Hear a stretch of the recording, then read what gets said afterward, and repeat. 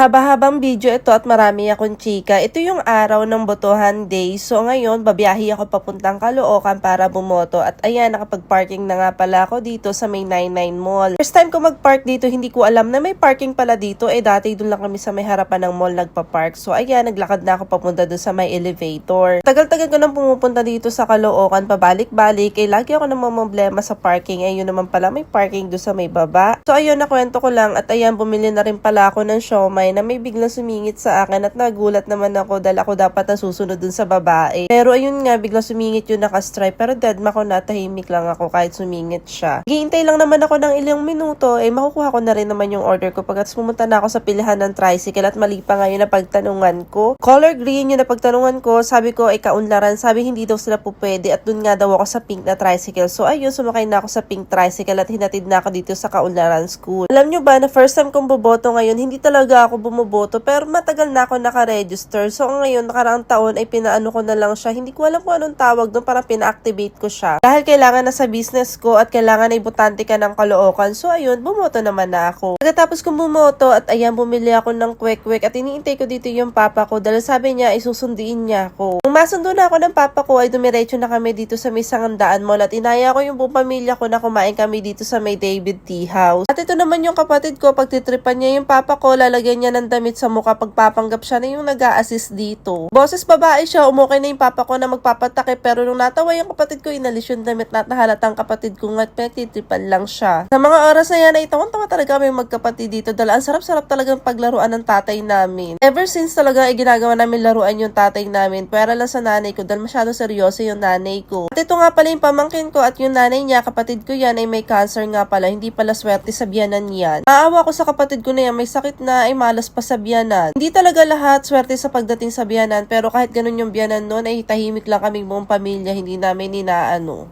Sabi ko sa kapatid ko, kahit anong mangyari, kahit anong paggawin nun, wag na wag mong papatulan dahil nanay pa rin yung ng asawa mo, kaya tahimik ka lang, basta importante okay kayo ng asawa mo. So ayun, tahimik lang yung kapatid ko, pero syempre naawa ako, may cancer siya, bawal siya may stress, pero syempre sumasama yung loob niya sa mga ganun. Buti na lang talaga yung asawa ng kapatid ko ay okay sila at naiintindihan siya. Kaya naman yung pamangkin ko ay sinasabi ko dito na lang siya sa amin tumira, mapag-aral siya ng maayos ni Papa. Ito yung nga pala yung Papa ko at big time yan. Sabi ko lahat ng gusto niya ibibigay ng lolo niya, pero yun nga, ayaw nga dito sa lolo niya. Dumating na pala yung Papa ko at ayan, iniintay na lang namin siya matapos magpamasahe para makakain na kami at pa-bless yung pagkain. Nagre-reklamo sila, sobrang dami ko daw in-order. Actually, wala pa yan, may paparating pang mga 3 order dyan. Sabi ko naman sa pamilya ko, wag na kayo magreklamo, hindi ba pwedeng thank you Lord dahil meron kaming pagkain sa lamesa. Ayan, nagsimula na pala kaming kumain at ayan, medyo makalat na yung table namin at ng mga oras na yan, sabi sa akin ng kapatid ko ay kumuha daw ako ng barangay ID, pero ayun nga, nakalimutan ko at umuwi na ako kagad. Ng mga oras na yan ay bumabiyahe na ako at naiisip ko yung mga anak ko at namimiss ko na dahil mga oras na yan ay hapon na. Dahil ilang araw din ako naging busy, siguro mga 3 days at palagi akong wala sa bahay at gusto ko naman makasama yung mga anak ko, kaya naman nagmamadali na akong umuwi. Pumunta muna ako dito sa Makapagal at nag-drive-thru ako ng Starbucks. Sobrang tagal nga pala ng order ko, kahit isa lang umabot ata ng mga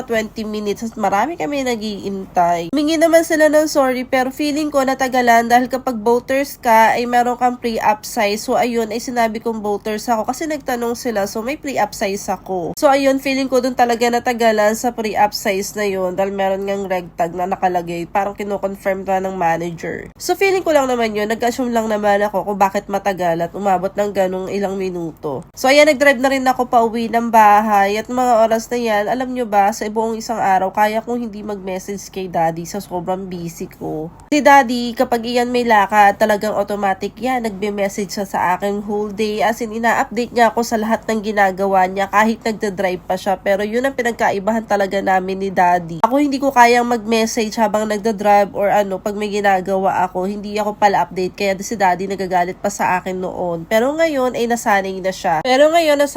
At pagka-uwi ko ng bahay, sinundo ko kagad yung mga bata at ayan, nagpapalipad kami ng saranggola. Pero ayun nga, walang hangin, kaya takbo-takbo na lang yung ginawa ng mga bata. Late na rin kami nakapunta dyan at padilim na, kaya maaga din kaming umalis dyan sa lugar na yan. Nung mga nakarang araw, sobrang lakas ng hangin, pero ngayon as in wala talagang hangin, kahit anong gawin mong hagis takbo, hindi talaga siya umaangat. Tignan nyo naman ito sa third one, diba, napakasipag niyan tumakbo, bagay na bagay talaga sa kanya yung mga ganyang laro, yung takbo-takbo at hindi na napapagod. Itong si second born at third born, talagang ang liliksi nilang tumakbo. Pero si first born, hindi siya ganun kasipag magtakbo. Mga oras na yan, inaabangan ko talaga ito si third born na madapa. Dahil talagang ito si third born ay dapaing bata ito. Kaya naman inaabangan ko siya pero hindi siya nadapa. O tingnan nyo naman, napakasipag talagang tumakbo ni third born at ang layo na ng narating niya. At ayan na nga, nadapa na nga. Yan talaga ang inaabangan ko, yung pagkakadapaan niya. Tapos namin dito sa open place na to, naghanap kami ng pwede namin puntahan na pwede maglaro yung mga bata at naghanap kami. Nag-search ako sa TikTok at nahanap ko yung Bermosa,